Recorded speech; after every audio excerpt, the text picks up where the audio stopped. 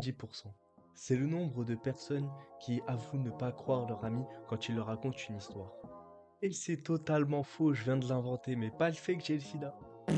Victime! Aujourd'hui, 3 anecdotes incroyables, mais arriverez-vous à me croire? Au cours d'une belle soirée en 2016, quand je faisais mes vacances en Algérie, je me faisais grave chier. Parce qu'à 13 ans, il n'y a pas beaucoup d'occupations que tu peux faire, surtout en Algérie. Mais ce qui était cool, c'est qu'on était 5 avec mes cousins. Et on a eu la merveilleuse idée de jouer à Esprit. Ce que je vous déconseille fortement de faire. À peine on pose le doigt sur le verre qu'il commence déjà à bouger. Et là, c'est le début des problèmes. Tout excité, on commence à poser plein de questions au fantôme. Comme d'où il vient, qu'est-ce qu'il fait là, pourquoi il est là, enfin bref, plein de trucs comme ça. Et là, d'un coup, mon cousin il pète un câble. Il dit mot pour mot: Régine, si t'es cap, hante cette maison. Alors dans un premier temps, on déconne. Voilà, je n'arrive pas à centrer la gravité de la chose, mais vous allez voir par la suite que c'était très grave. À la fin de notre partie de Ouija édition arabique, on demande au djinn s'il peut partir. Puisqu'on a terminé notre partie, on voudrait bien passer à autre chose. Sauf que non. Lui, il veut rester. Il fait que racler la table, comme ça. Le verre, il est là, il bouge d'une partie non au centre, non, centre, non, centre. On entend la table racler. C'est là où on s'est dit, on est dans la merde. Et tout d'un coup, on entend quelqu'un toque à la porte. On court pour aller voir ce que c'est. On scrute l'endroit. On regarde aux alentours. On regarde partout. Personne n'est à la porte. Personne n'est aux alentours. On se chie dessus. On se pose tous des questions. Personne ne sait ce qui se passe. L'impression retombe petit à petit.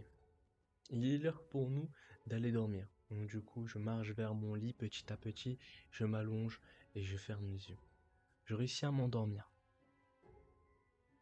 Vous êtes peut-être en train de vous dire que c'est déjà la fin de cette histoire, mais non. Il faut savoir que je dors face à une fenêtre, c'est-à-dire que mon lit est ici et que la fenêtre est là. Donc je vois tout ce qu'il y a dehors. Du coup, je m'endors, mais je me réveille en plein milieu de la nuit. Je regarde par la fenêtre, dans l'ombre et la noirceur de la nuit, je vois des doigts sortir de la fenêtre. Je commence à paniquer de fou. Je commence à paniquer extrêmement fort.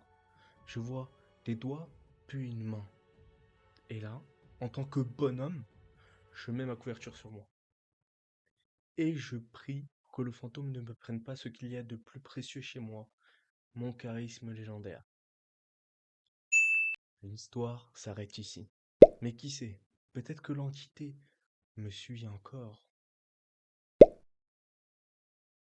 Bon allez, deuxième anecdote avant que je me fasse dessus. Je vis ma meilleure vie en 2021. Amourou est au Z-Event, ils font des dents de fou, le président leur a sucé la bite sur Twitter. Mais vient un moment où il y en a marre de jouer aux jeux vidéo. Donc je décide de jouer avec ma sœur. Et c'était une très mauvaise idée. Et du coup, on décide de tester notre confiance. Donc du coup, on joue au jeu où il faut se pencher et l'autre doit nous rattraper pour tester la confiance. Quelle mauvaise idée. Mais je décide quand même de le faire. Mon cœur bat la chamade, mais j'ai confiance en ma sœur. Je m'élance, je tombe petit à petit. Dans ma tête, tout est au ralenti. Je tombe. Ma sœur est censée me rattraper. Bizarre, je passe outre ma sœur. Je me cogne l'arrière du crâne au mur. J'ai une diverse points de suture, mais bon, là ça va. Alors là, on s'attaque à une anecdote que même ma mère ne connaît pas. Une nuit, quand j'étais un enfant innocent, je faisais une fixette sur le feu.